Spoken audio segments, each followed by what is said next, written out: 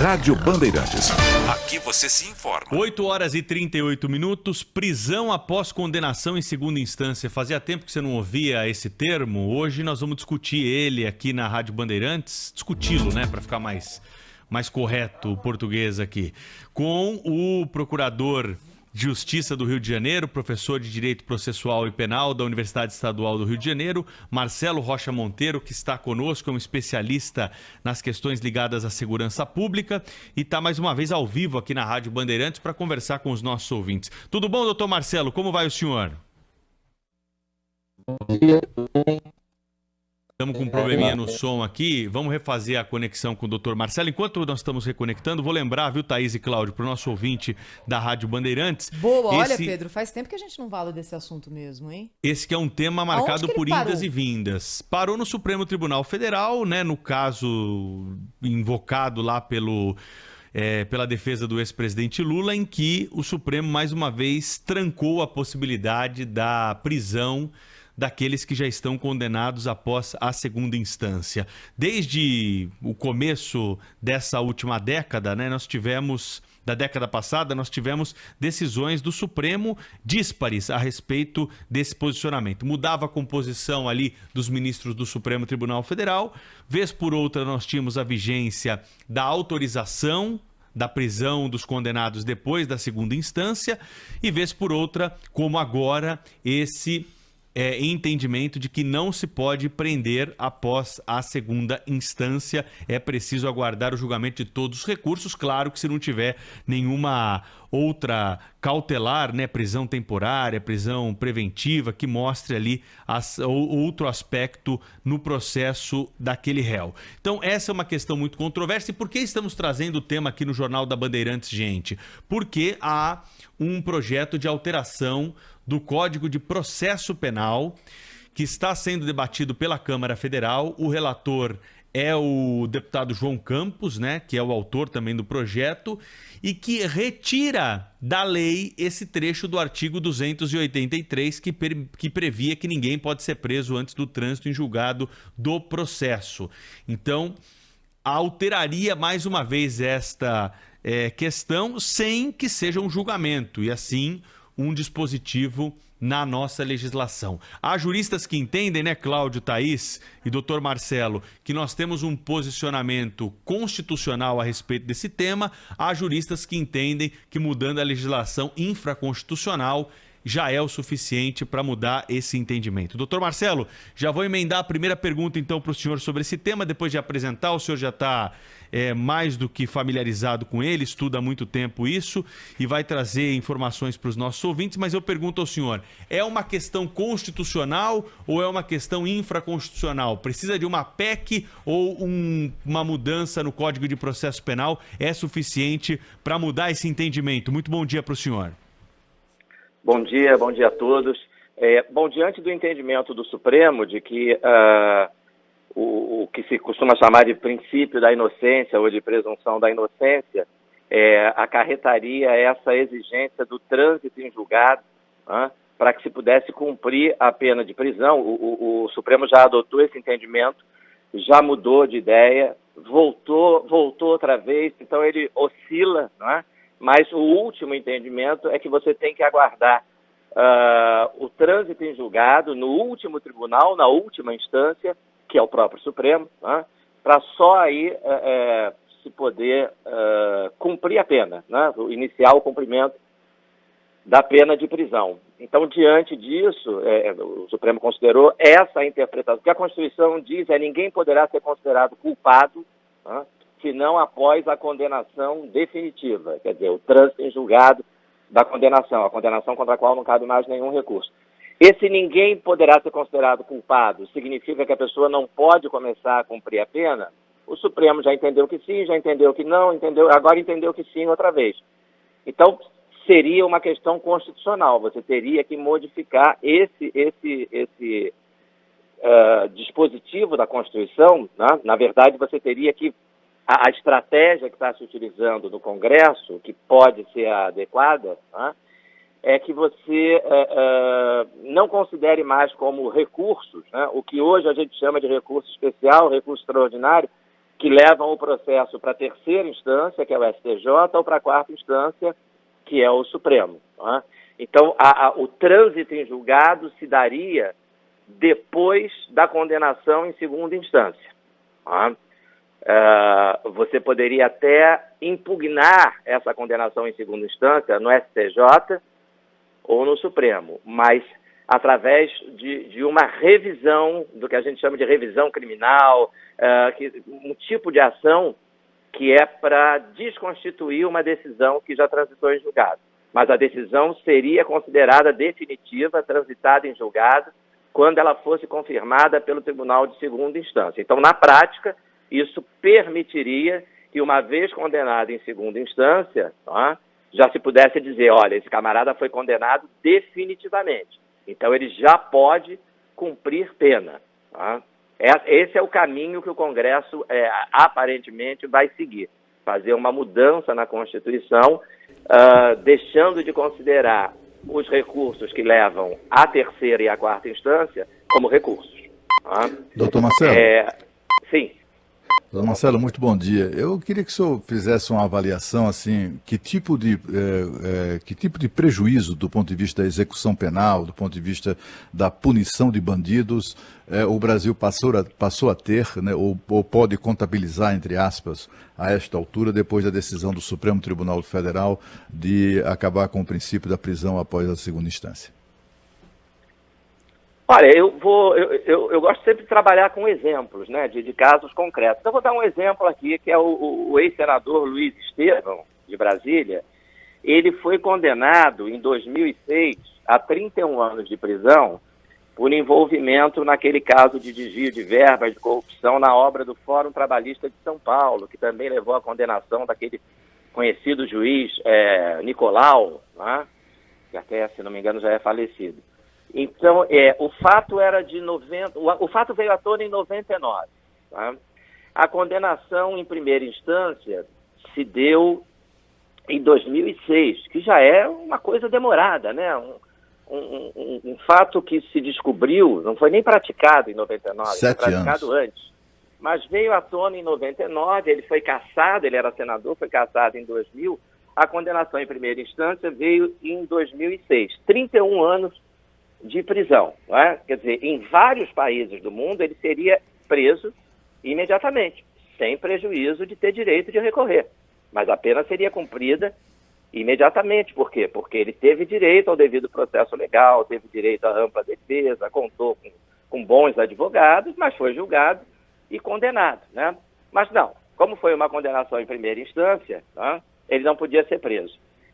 Ele passou, então, 10 anos interpondo nada menos do que 36 recursos. Imagina, 36 recursos, com que finalidade? Evidentemente que a finalidade verdadeira não era rediscutir a questão, porque ele sabia que as provas eram suficientes para condená-lo e que a condenação seria mantida como efetivamente foi. Mas os 36 recursos serviram para empurrar para frente o trânsito em julgado da condenação. Tá? Ele só veio a ser preso em 2016, 10 anos depois, e assim mesmo porque naquele momento o Supremo havia voltado a entender que era possível a condenação em segunda instância. Com o entendimento atual, né, que exige o trânsito em julgado na última instância, ele estaria solto até agora. Né? Então você veja, um réu consegue utilizar esse expediente, né, de empurrar para frente o trânsito em julgado da decisão através da interposição de 36 recursos. Você imagina se faz sentido 36 recursos? Né? Isso não faz sentido nenhum, a não ser que o sentido seja o que efetivamente foi: adiar. Enquanto houver um recurso pendente, você não pode dizer que a condenação é definitiva. Então, com isso, ele adiou durante 10 anos e certamente teria adiado mais. Né? E aí você vai ver o réu, por exemplo, dependendo da idade do réu, né, ele completa 70 anos e aí o tempo de prescrição do crime cai para metade. Então, o crime que prescrevia em, por exemplo, 16 anos passa a prescrever em 8. O crime que prescrevia em 8 anos passa a prescrever em 4, porque o réu, durante o processo, completou 70 anos. Né? Então, aliás, isso é usado como um instrumento para a impunidade. Né? Aliás, só para lembrar, né, foi o ministro Dias Toffoli, na ocasião, tão logo o Supremo mudou de entendimento, que determinou a prisão do ex-senador Luiz Estevão. Foi o Toffoli. Então, foi acho que foi uma representação, não sei como é o nome do recurso, do Ministério Público, e ele, incontinente, concedeu, e foi aí, só aí, que o ex-senador passou a cumprir pena de prisão. Exato. Se o Supremo já tivesse voltado ao entendimento, que é o que ele adota atualmente, que só pode prender depois da última instância, o senador continuaria solto até hoje. Né? Então, nós temos vários casos assim, por exemplo, o ex-presidente Lula... Diga. Deixa eu te perguntar uma coisa, só para pontuar para o nosso ouvinte. Isso vale para todos os crimes, né? Crime de corrupção, assassinato, tráfico de drogas, vale para qualquer crime? Tudo. Tá? Existe uma ideia que hoje não corresponde mais à realidade, de que isso só beneficia os criminosos do colarinho branco, os criminosos poderosos envolvidos com corrupção, beneficia esses também, mas isso também se aplica a todos os outros criminosos, né? Porque hoje não é incomum criminosos assistidos pela Defensoria Pública, réus assistidos pela Defensoria Pública, o defensor público interpor essa imensidão de recursos aí com a mesma finalidade, né? Evitar o trânsito em julgado e, assim, evitar o máximo que puder o início do cumprimento de pena. Então, essa regra se aplica a homicida também, essa regra se aplica a traficante, essa regra se aplica a estuprador, né? Então, e é uma coisa que assim, é importante destacar, não existe em nenhum país do mundo, né? Você tem países em que o sujeito é condenado em primeira instância e já sai do tribunal algemado, já sai do tribunal preso. Você tem outros países em que não, em que ele só pode ser preso depois da condenação em segunda instância. Mas nós criamos um sistema em que o sujeito só pode começar a cumprir a pena depois da condenação em quarta instância, né? Porque a última instância é o Supremo. Pois é, aliás, doutor Marcelo, deixa eu lhe perguntar algo aqui. É uma pergunta de leiga, sabe? Mas que me causa espanto.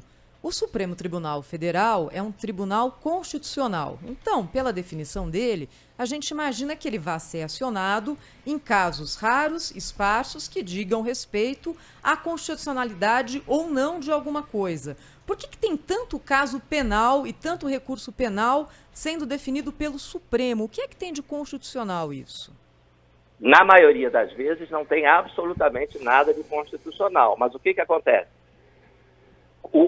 Para que o Supremo diga que naquele caso ele não tem que atuar, o réu tem a possibilidade de se valer de um recurso para levar essa questão ao Supremo. Veja que loucura, né? Então, ele usa o recurso para levar o processo ao Supremo, para que o Supremo examine o processo e diga, não, isso não é, nós não vamos tomar conhecimento disso. Mas aí ele já ganhou meses, já ganhou anos, tá? E aí, da decisão do Supremo que diz que não vai tomar conhecimento disso, o réu tem outro recurso, que são os famosos embargos de declaração, tá?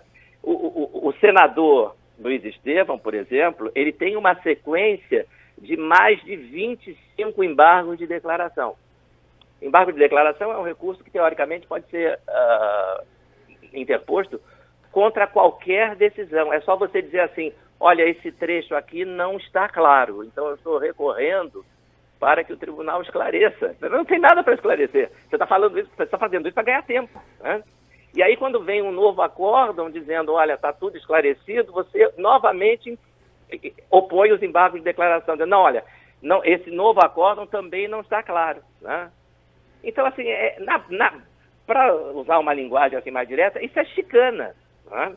Isso é manobra protelatória que algumas defesas usam, né, alguns profissionais usam, exatamente com a finalidade de adiar o momento em que você pode olhar para o processo e dizer, agora sim, não cabe mais nenhum recurso, ele pode ir para a prisão. Então, o sujeito fazendo esse tipo de manobra, ele adia 5, 10, 15 anos, né, o trânsito em julgado, né? Então, é isso que tem que acabar, né?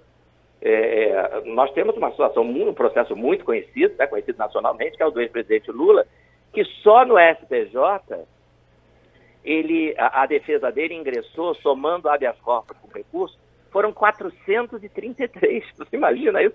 433 recursos, né? E aí eu estou chamando também o habeas corpus de recurso, embora tecnicamente não seja, mas também serve para adiar, né? Serve para protelar. Só depois de 433 recursos é que o STJ disse, olha, agora acabou. Acabou aqui no STJ, aqui transitou em julgado, mas ainda falta o Supremo, né? Então, é uma situação absurda, né, que não tem paralelo em nenhum lugar do mundo. Você pode admitir o início do cumprimento de pena após o julgamento em segunda instância, tá? Mas em quarta instância não existe. Você está transformando, como você falou, tá aí, você está transformando o Supremo numa corte criminal, né? Função que ele não tem. Ele é efetivamente uma corte constitucional e deveria julgar 200 processos por ano, né? Ele julga milhares. E adora essa situação, né, doutor Marcelo? Cá para nós, eles adoram isso, reclamam de sobrecarga, etc e tal, mas isso os mantém sempre nas manchetes, né? Você vê, hoje um delegado de polícia chamado ministro Alexandre de Moraes, mandou prender mais 3, quer dizer, eles adoram esse papel, né? Podem reclamar, mas isso exacerba o poder, isso confirma o poder que de fato tem, eu acho que talvez seja aquele poder mais forte que temos. Não há mais o equilíbrio, né? O Supremo Tribunal Federal hoje exerce um poder em desequilíbrio, digamos assim, face aos demais poderes. Eu acho que é uma situação que eles alimentam mesmo. Ele está exercendo funções, em alguns casos, de delegacia de polícia, né? Instalação de inquérito, comando de investigações. É algo inédito, né? Nós nunca tínhamos visto isso na história do Supremo. A instalação de inquérito com um ministro designado, escolhido a dedo para ser o condutor do inquérito. Quem conduz o inquérito é delegado, né? Quem preside inquérito é a autoridade policial, que é o delegado de polícia. O judiciário não pode participar disso, porque senão ele compromete a sua imparcialidade, né? É impossível alguém presidir uma investigação que dure 30 dias, 90 dias, 6 meses, 1 ano, sem formar um juízo de valor sobre aquilo que está acontecendo, né? E como o inquérito antecede o processo, o juiz que comanda o inquérito, ele já começa o processo, depois que o inquérito acabar, com uma opinião pré-estabelecida, né? É por isso que juiz e inquérito não rimam, né? Juiz não pode participar de inquérito, o inquérito não deve passar pela mão do juiz, a não ser quando seja necessária autorização judicial para alguma investigação. Para vocês terem uma ideia, o Estado do Rio já adota esse sistema, né? Desde 1991, que o Poder Judiciário aqui não recebe mais inquérito. Já disse, inquérito é função de juiz, tá? Tramita do delegado para o promotor, e aí quando o promotor entender que já dá para começar o processo, aí sim, aí ele procura o juiz, tá? E a gente vê o Supremo fazendo esse tipo de coisa, né? Nesses inquéritos aí que nós conhecemos bem, tá? Doutor Marcelo, pois não, doutor Marcelo, pode concluir. Então é isso. Queria te agradecer por mais uma vez estar conosco aqui no Jornal Gente da Rádio Bandeirantes. Toda terça-feira, 8h30 da manhã, é um encontro marcado para discutirmos aí segurança pública, falarmos sobre mudanças necessárias na nossa legislação. E o senhor, de forma didática, né, tem trazido exemplos aqui que clareiam muito esses assuntos para os nossos ouvintes. Fica muito mais fácil entender essas questões jurídicas com esses exemplos. Um grande abraço, até semana que vem, hein? Boa semana para o senhor. Um abraço para vocês. Até semana que vem.